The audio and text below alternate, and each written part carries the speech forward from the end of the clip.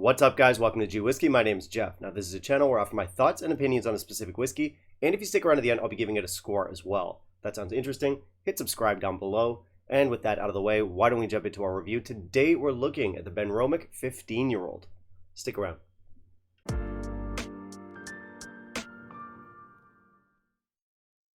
So we have a fun one today. We're looking at a Benromach. I'm a big fan of this distillery. I've looked at a couple of their expressions before on the channel, a couple of their cast strength expressions. Really enjoyed both of those. Now we're moving on to the 15-year-old today, and I'll be touching on the 10-year-old shortly. The brand also has a 21-year-old expression and some no age stated stuff, and I'm sure at some point I'll get to review those as well. This bottle was sent to me by Ivy over at Cottingham, who's Benromach's local Taiwanese distributor, with the understanding that all opinions would be my own, so thank you very much, Ivy. Now, if you're familiar with Benromach, then you know that they're far from a typical whiskey, especially in the context of being a Speyside whiskey. These guys are gently peated, and traditionally they've been a very rugged, punchy, almost unpretty whiskey. I say traditionally because things do seem to be changing over at Benromach, in my opinion, for the better. They recently rebranded their lineup, and after that, their stuff got a lot more refined, a lot more calm than it used to be. Prior to that rebranding, I found a lot of their whiskeys a little bit too severe. I wasn't a huge fan of the brand. Unsurprisingly, a lot of people prefer the older Benromachs, and they're not so big on the new lineup. Of course, that's going to be a matter of opinion. Personally, I prefer the more refined direction that the brand is headed in. And speaking of refined, we've got our 15-year-old here. I'm expecting a fair amount of refinement here after 15 years in the cask. Our 15-year-old here came out back in 2015, but the modern version that I've got with me today is going to be quite different from those older releases. This has been entirely matured in first fill casks, both bourbon and sherry, with a particular emphasis on the sherry casks. You guys know me, I love my sherry, and I've been getting on pretty well with Benromach recently, so I am expecting good things here. So with that said, why don't we hop into our review, see what this whiskey is all about, and in the meantime, if you could kindly leave a like down below, that'd be greatly appreciated. So for a brand that touts that is handmade and handcrafted all across the label, they still opted to come in at 43%, which is baffling to me. It should be 46. Whiskey Base says this is non-chill filtered. I'm not so sure about that. If you guys can confirm that, do let me know down in the comments below. Finally, this is going to be naturally colored, but we definitely have room for improvement here. Nice dark color to our whiskey. We do get the sense that a lot of first fill casks were used. For our label, this was redesigned last summer, and a lot of people were very unhappy with the new design. I get it, but personally, I was never a huge fan of the old label design, but a lot of people were. I think this one is fine. It's very Soviet looking. Presentation, 3.5 out of 5. We do have natural color here, nothing about chill filtration. We have some tasting notes here, exclusively first fill cask matured, so that's good to know. We do have a lot of marketingness on this bottle though. Handmade this, handcrafted that, whatever. Overall, it's an okay look. I don't really have any strong opinions here. Let's try our nose. Caramel, butterscotch, definitely big sherry in here, so lots of red fruits. There's some licorice in this. An herbal element for sure. There's dark chocolate with those little bits of fruit in it. Tobacco, some pineapple juice, some orange zest, hay, barley,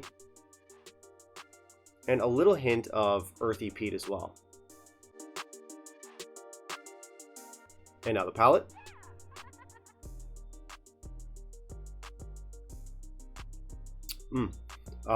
Surprisingly full and mouth coating for 43%. Salted smoked meat. Definitely lots of sherry. Big sherry notes in this. Buttered popcorn. That's a fun one. We have cherries, licorice, caramel, cinnamon. There's some peaches in here. Slight gummy bear note and a little hint of mustard even. Now our finish.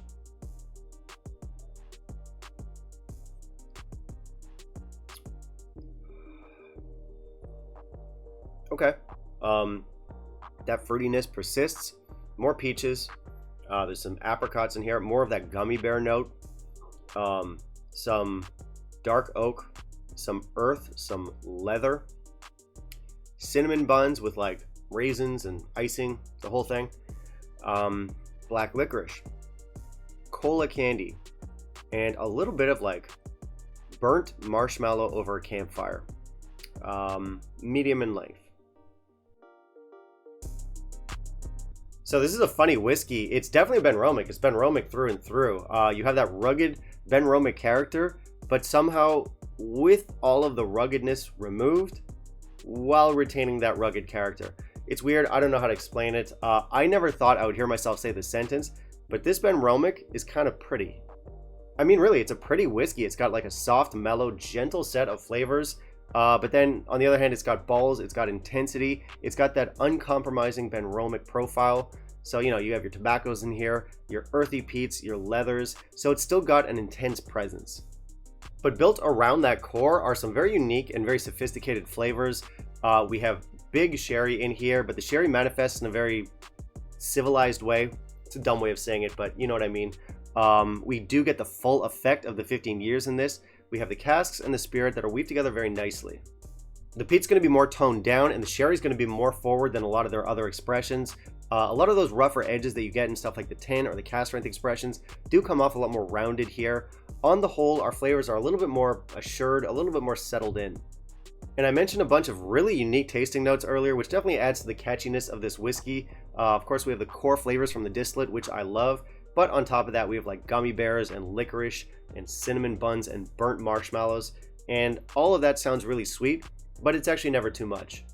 Those flavors get balanced out by some more savory elements. We've got like our salted smoked meat, our buttered popcorn. So there's just a lot of cool stuff happening here. It all comes together nicely. It's very balanced.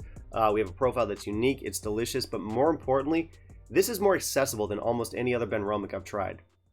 Benromach has never been a pretty whiskey, and as far as I'm concerned, it's never been especially sophisticated. Like I said, it used to be very loud, very severe, so I'm loving this new line. Regardless of how you feel about this bottle design, I do feel like they've upped their whiskey game. I think this new line is killing it. So yeah, this stuff is clean, it's pretty, it's refined, it's approachable, it's sophisticated. As far as I'm concerned, these are all descriptors that would not have applied to the brand even just a few years back. So whatever it is they're doing over at Benromach, I mean, I think it's working. And of course, there's going to be a lot of people that go in the opposite direction. They prefer the older Benromachs with that younger, punchier, more rugged, more in-your-face character. And I mean, I get it. If that's where your preferences lie, that's totally fine. Personally, I like what they're doing now. So this whiskey is a 90 for me. Obviously, I really like it. It would be higher still, maybe like a 91 if it came in at 46%. Now, as it stands, it is a big, characterful whiskey despite that 43% ABV. Honestly, you could tell me it's 46%, and unless I was looking at the label, I probably wouldn't know any better. So this stuff is never like weak or watery. I mean, they're always talking about how they're a craft distillery, and then they turn around and give us a bunch of whiskeys at 43%. So, you know, obviously, I think we could do better there. Anyway, do I like this more than their cask strength expressions?